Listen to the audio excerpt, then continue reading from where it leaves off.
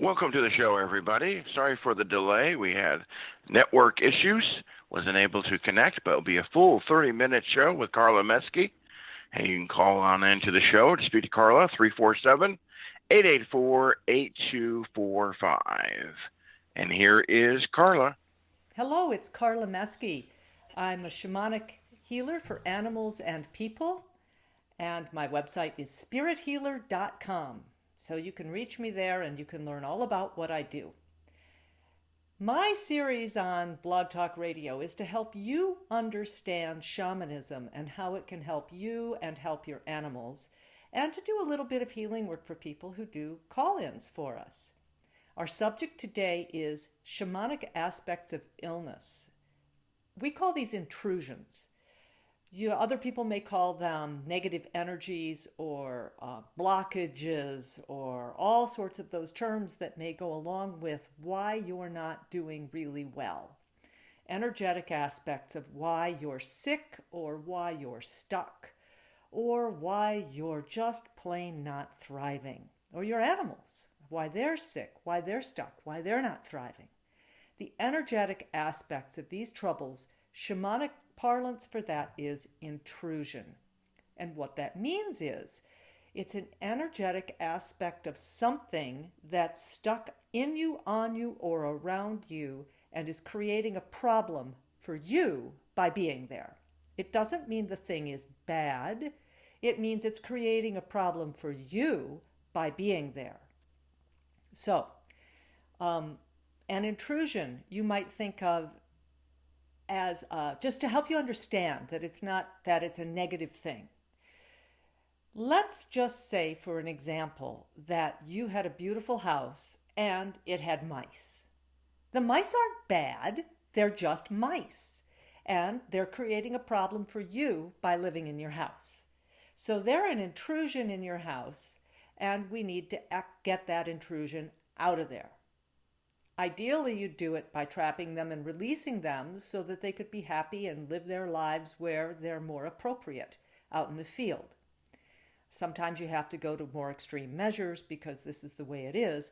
But in the shamanic way of working, when we're working with an intrusion, with an energetic aspect of a trouble, we always capture it and we transmute it and change it back into a positive energy that can be useful where it is or contribute to new life.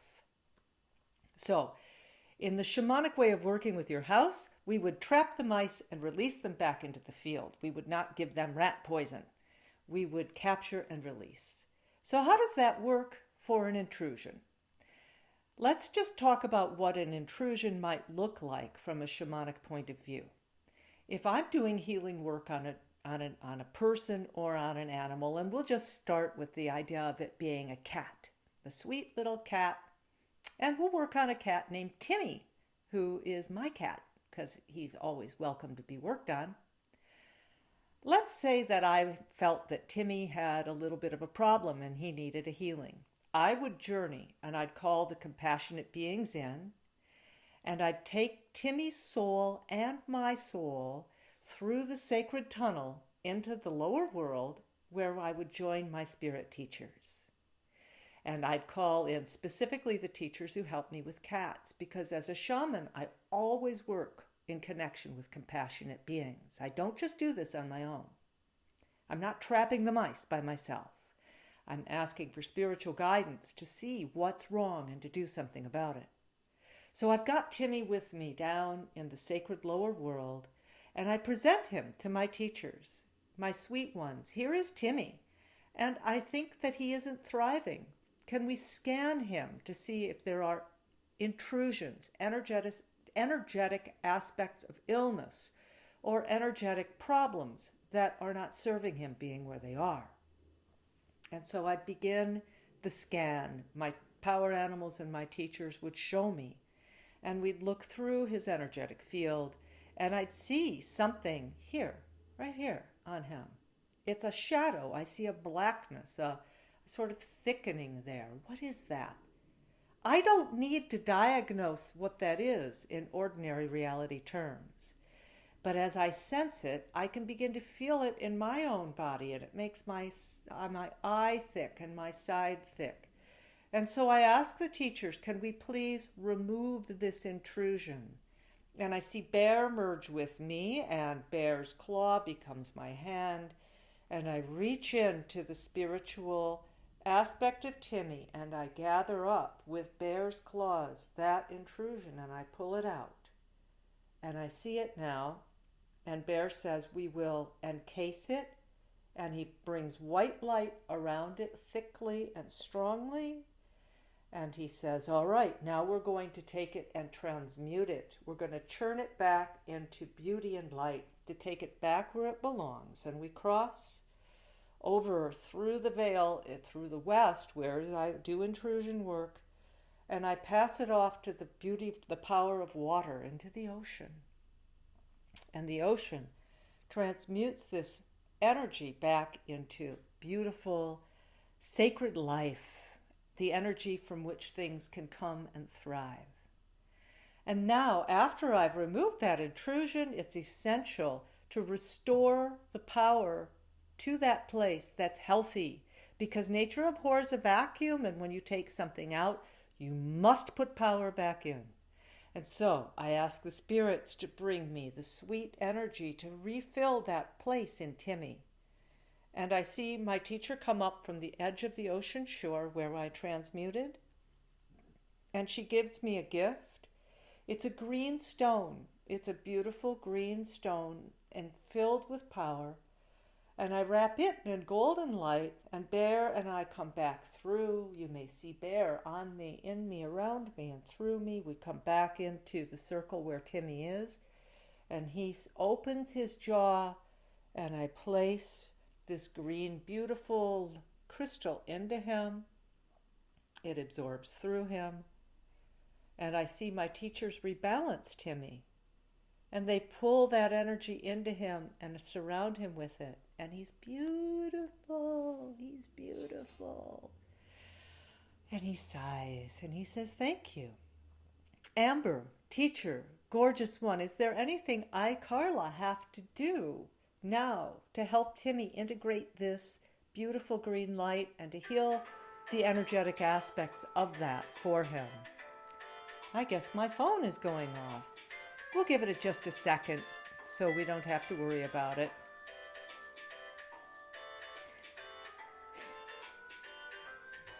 I should have turned it off, but I didn't. So, Amber says, as we're listening to our beautiful music in the background, she says, what you need to do for this is actually have your vet look at his teeth, because there's a tooth there that's becoming stinky, which is why it looked like that. So have your vet take a look at his teeth. Thank you, Amber. Okay. I didn't know that Tim had a problem there, but if I were working on an animal and the person was giving me an understanding of that the animal had a problem someplace, say their stomach hurts or they've strained their ACL or whatever, even an emotional problem, like he feels like he's got anxiety and he can't shake it, whatever it is, I can take that animal to the sacred circle and I can ask my teachers to show the intrusion that's associated with that problem, whether it's a physical illness or an emotional illness, and to remove that intrusion, to transmute it back into source energy. Very important that you transmute these things. You don't just throw them out there so they can get stuck on someone else. You transmute them, and then to bring back the healing power, to fill that area and restore that original self power, to bring back the healing. And there's a lot more that we do in an energetic healing for an animal, a lot more. But that is the essence of what we call extraction of intrusions and transmutation. So let's just say another example of how this could work. Your life feels like it's blocked, like you're trying to get down that road. How about a simple path, like you want to exercise and you have a determination that you're going to go to the gym every day and you're going to do your workout, and you're going to get fit, and yet you feel stymied by it, like there's some kind of a blockage that gets between you and doing and going. I know this is a common thing. Some just call it bad habit, some call it whatever they call it. There is an energetic aspect that is troubling you and is stuck and helping you fail. A shamanic healer can go in and see what that aspect looks like. They can ask their power animals and their teachers to show what that aspect is doing, how it's blocking you, where it comes from, and then to remove it.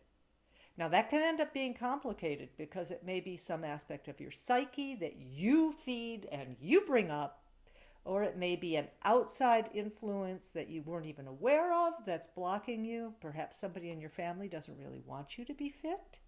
Could it be? Or something. But whatever it is, there's an energy to that, and that energy acts just like an intrusion.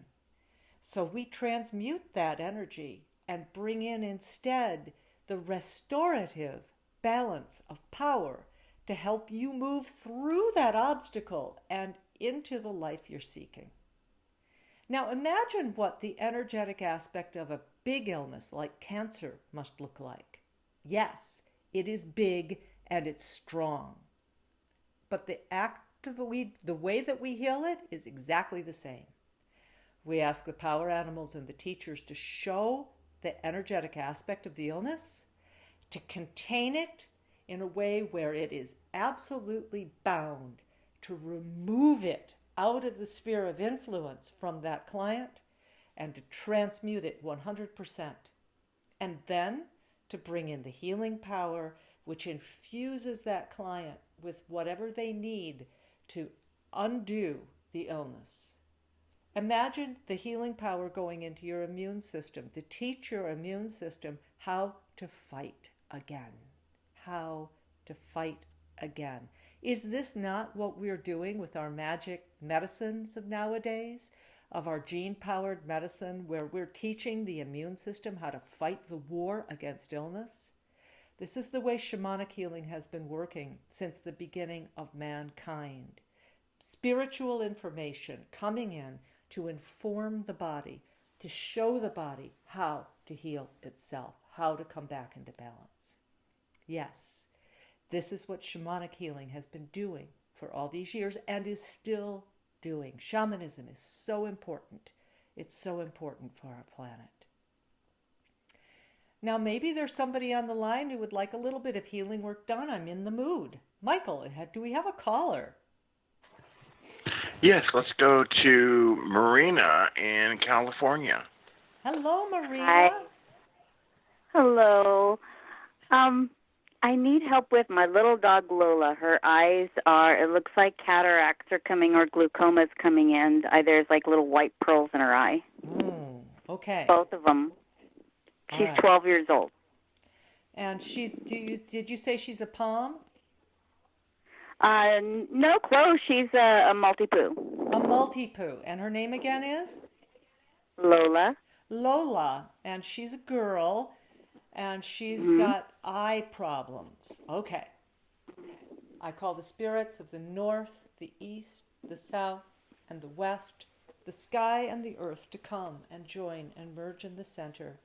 As above, so below, as within, so without. I carry the spirit of Lola with me and Marina following, and we go down through the sacred tunnel into the sacred world of Grandmother Sunflower, and she greets us. Hello, love, hello. Lola's a little freaked out by this, and I can understand why. So I asked my power animals to recede a little bit so they're not so frightening. It's the big deer has really got her eyes like, woo! And so now she settles and she looks at your spirit. You stand there and you send love to her. You actually are in the direction of the northwest, which is great. Grandmother Sunflower comes in and she lays down white rose petals around Lola. The scent of these rises and the harmony of them rises. The song of the roses rise and she calms down. Grandmother points to the direction of the southwest, and I see my sacred teacher, Dr. Lee, coming in. Dr. Lee is a Chinese medicine man. He and I worked together in a lifetime a long time ago. And I met him when I did a retro into past lives, a regression, and to learn about a life when I was a great healer in a field that I, this year, lifetime, know nothing about, and that would be acupuncture. Dr. Lee laughs. He says, I know so much more than that, but you always say that. But that's fine. That's fine, he says. Now, let's see this dog. And Lola lays herself out, and she sticks her tongue out for him. She seems to know.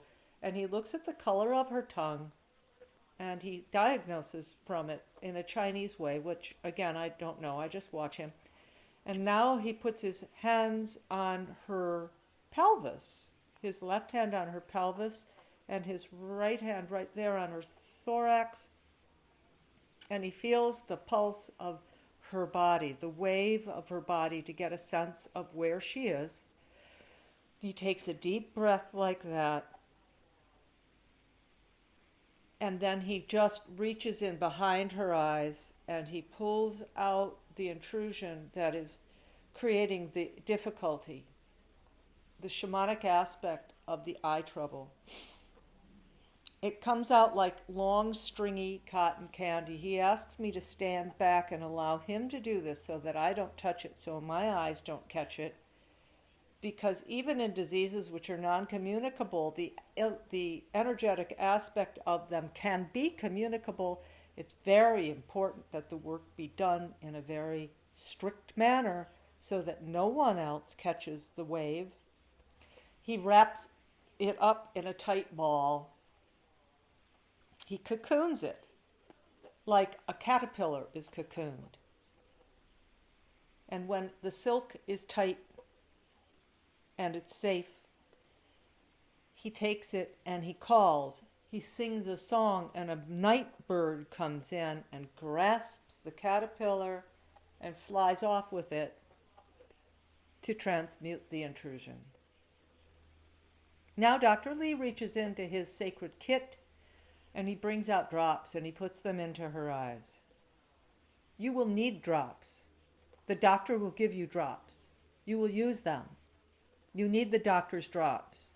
I empower those drops to give you them the superior healing, the energy of the healing. Through the drops, you will get the drops and use them. And then he puts power into the eye, third eye, above Lola's eyes. And he puts blue and white light back into the area where he had pulled the intrusions out. And he radiates that power into the eyes, and it moves in and out and it pulsates, and she begins to relax. She begins to breathe. Her eyes actually bother her, and this is quite soothing to her. It hurts her more, she says, on her left side, the left side. Now she takes a big deep breath and she begins to lick her tongue.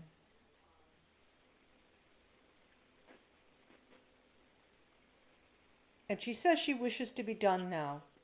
So we wrap the white light around her, and Grandmother Sunflower sings a song and calls in a power animal for her. It is the butterfly that has the transmutation of the illness. And the butterfly flaps his wings around her and then flies off. This is as it should be. This is done. You will go to the doctor. The doctor's work will be effective. We will guide the doctor's hands. Thank you, Dr. Lee. At any time, he says, any time. Grandmother Sunflower, we thank him. We give you Lola back, and we guide you and your soul and Lola's soul back into your room. I see you settled there, and I come back into my bones. Hello, dear. I'm back. How are you? I was watching her while you were doing that, and when Dr. Lee went into her little body moved. Yeah. And I could see her starting to kind of a white light around her, a white and purple light. Awesome. And, I'm working with her with PMF. electrical stimulus. I don't want to take her to get them worked on because she's so old. I don't want to put her under at that stage. Yeah, okay. There is some drops, so you'll need to find out what those are. There's some drops that Dr. Lee was really clear that the medicine drops, he will infuse them. So I don't know whether it's a homeopathic drop or an allopathic drop or what the drop is, but there's some drops. I mean, it might just be as simple as saline, but whatever the drops are, you can trust that Dr. Lee is infusing them with his power, because he will continue working with you and Lola. He doesn't just stop because I've quit. When I ask him to help you, honey, he's on the case with you, and this is ongoing. Oh, thank you. Yeah, shamanism's like that. It's not a treatment. You're not getting a treatment. We're asking compassionate beings who have lives of their own and whose purpose is to help, whose choice is to help. We're asking them to help you. And when we do that, they're on the case. It's not a one-time deal. They will work with you continually, especially Dr. Lee. Oh, my gosh. Let me tell you a story about Dr. Lee. I was out hiking. This was quite a while ago, and my hips were all messed up from racing mountain bikes, whatever, they were messed up. And I was out hiking. I was by myself up in central Washington, and I was not doing very well. My hips started to hurt so much, I couldn't walk anymore. And I was pretty sure that I was in trouble because I needed to walk out of the mountains, and there was nobody else, and I didn't have a cell phone. There's the drill. I'm stuck. So I say, not good. I sat down on a rock and I journeyed, and I called Dr. Lee to come and help me. And he put me into my meditative trance, and he merged in me, and he had me move my body in micro movements, my neck ever so slightly, and then another way, and my arms and my legs, and he had me moving precisely. I could see him like in a mirror, and I'd perform the movement. And after about 10 minutes of these micro movements, my fascia released and my hips were fine and I could walk out. Truth. Where are you located? I'm in Phoenix. Oh, because I saw a 626 number. I just subscribed to your newsletter. Oh, great. Glad to have you on board. Welcome. Great. Yeah, I will definitely tell my friends. Okay, good. Thank you. Welcome to Shamanism. I'm glad to have you on board. Thank you so much. Thank you for all of your help. You're welcome. Michael, we've got a few more minutes. Is there another caller? Okay, we've got about 4 minutes. Let's go to Pat in Connecticut. Hello? Hi, Pat. This has to be very short. How can I help you? Okay, my dog has gone through 3 different tick-borne diseases, one ehrlichiosis, which parasites go into the bones. Also, he's gone through a lot of my own anxiety and depression. Could you just scan him or Dr. Lee and take a look and see if anything needs help? Well, I can guarantee you a lot needs help. And since we only have a few minutes, I'm going to do what I call my power pack. Pooh! Okay, what's your dog's name? Chance. Chance. I call the spirits of the north, the east, the south, and the west, Grandmother Sunflower, all my teachers. I need a power animal to go to Chance. I need Chance's team to come and step forward. And I need a spirit, pretty please with sugar on top, who is going to help this woman and Chance get to help for him. A dragon comes in. He says, at your service, my humble self to your humble self.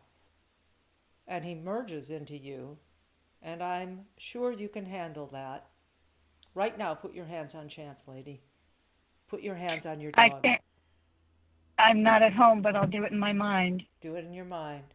And when you get home, do the same thing. Put your hands around his ears and allow the dragon to pour power into that dog. By the breath of dragon, by the love of dragon's heart, by the sweetness of dragon's breath, I call for your healing. I call for healing. I call for your love. By the breath of dragon, I call for your healing with love. Okay. You have the capacity to do that. You can get the recording of this. I'll process it this afternoon and I'll put it up on my website, spirithealer.com/radio, so you can hear it again and you can know what to do, okay? Thank you so much. Blessings and honors to you. Thank you so much for calling. All right, Michael, I believe that's it, huh? That's a wrap on the show. Thank you so much, Carla, for another great show. All right, thank you. Thank you. Muted. All righty, and that's going to do it here. Thank you, everybody, for listening to Carla Metzke Show.